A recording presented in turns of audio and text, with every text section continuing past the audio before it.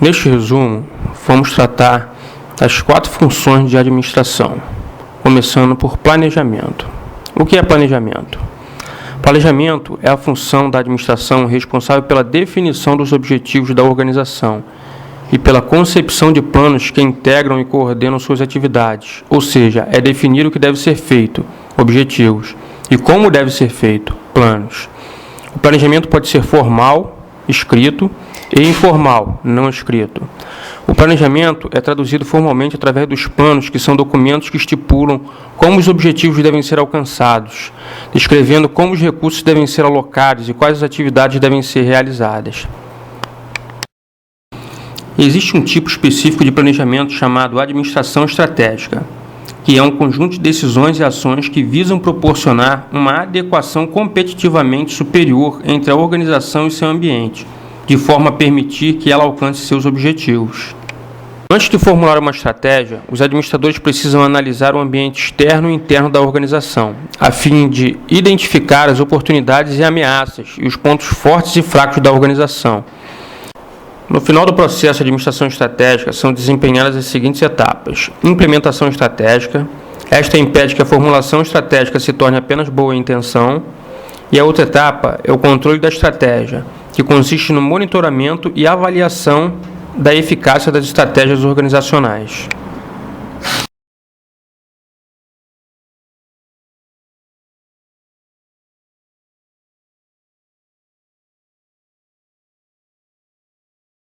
Uma vez estabelecidos os objetivos e as estratégias da organização, a próxima etapa do processo de administração consiste em reunir e organizar os recursos humanos e materiais da empresa para alcançar as metas desejadas. Estamos falando agora da organização.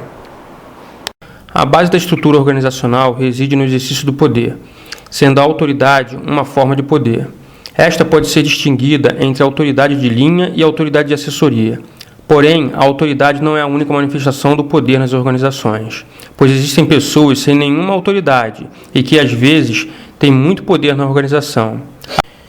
Existe algo chamado desenho estrutural das organizações, que consiste em um conjunto de decisões sobre os elementos estruturais com o propósito de definir uma estrutura adequada à estratégia e ao ambiente da organização. Existem 3 tipos tradicionais de estruturas: a funcional, a divisional e a matricial. Além desses 3 tipos tradicionais, existem algumas estruturas emergentes organizacionais. O modelo organizacional é uma forma genérica estrutural que pode ser assumida por uma organização. E podemos distinguir 2 tipos de modelos organizacionais: o mecanicista e o orgânico. A estrutura das organizações pode ser influenciada pela estratégia adotada, pelo ambiente da organização e pela tecnologia utilizada por ela. Vamos tratar agora da função chamada direção. Dirigir significa orientar os esforços individuais para um propósito comum. Portanto, direção é a função da administração responsável pela coordenação da ação dos membros organizacionais, por meio de sua orientação, motivação e liderança. Os administradores, de modo geral, precisam entender o comportamento dos trabalhadores para aumentar a produtividade, evitar o absenteísmo e reduzir a rotatividade da força de trabalho. E, para isso, eles devem procurar compreender os principais fundamentos do comportamento humano, que são as atitudes, a personalidade, a percepção, a aprendizagem. Para que os administradores compreendam as organizações, é importante que eles conheçam as bases do comportamento em grupo. Os grupos podem ser formais. Estes normalmente se constituem em torno de relações determinadas pela autoridade formal, e informais, que surgem naturalmente no âmbito das organizações, por razões diferentes das instrumentais, como amizades, afetos ou interesses. As organizações são grupos de pessoas estruturados em torno de objetivos comuns. No entanto, às vezes, os objetivos individuais são conflitantes com os objetivos organizacionais, e cabe ao administrador a tarefa de compatibilizar ambos os objetivos. Essa tarefa é conhecida como motivação.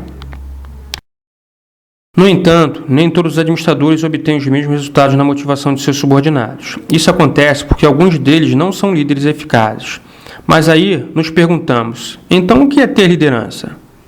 Liderança é a capacidade de usar o poder para influenciar o comportamento dos seguidores. As principais perspectivas de liderança são traços de liderança, que pressupõem que líderes não podem ser formados nem treinados, já nascem líderes. Perspectiva comportamental de liderança, foca o comportamento dos líderes, acreditando que o comportamento pode ser aprendido, portanto as pessoas podem ser treinadas e formadas para se tornarem líderes eficazes. E perspectiva situacional ou contingencial, acredita que para ser eficaz, o estilo tem de ser adequado à situação. A função controle tem como objetivo manter a organização não apenas no rumo planejado, mas também no rumo certo. Esta função serve para detectar potenciais problemas e desvios, possibilitando a sua correção. O controle do desempenho de uma atividade ou processo organizacional pode ser efetuado antes que a atividade comece, enquanto a atividade decorre ou depois que a atividade termina. Os 3 tipos de controle baseados no sincronismo temporal são o controle preventivo, o controle simultâneo e o controle posterior. Os sistemas de controle são desenhados para restringir o comportamento das pessoas que compõem as organizações. Porém, um dos requisitos de um sistema eficaz de controle é sua aceitabilidade por parte das pessoas que estão sendo avaliadas.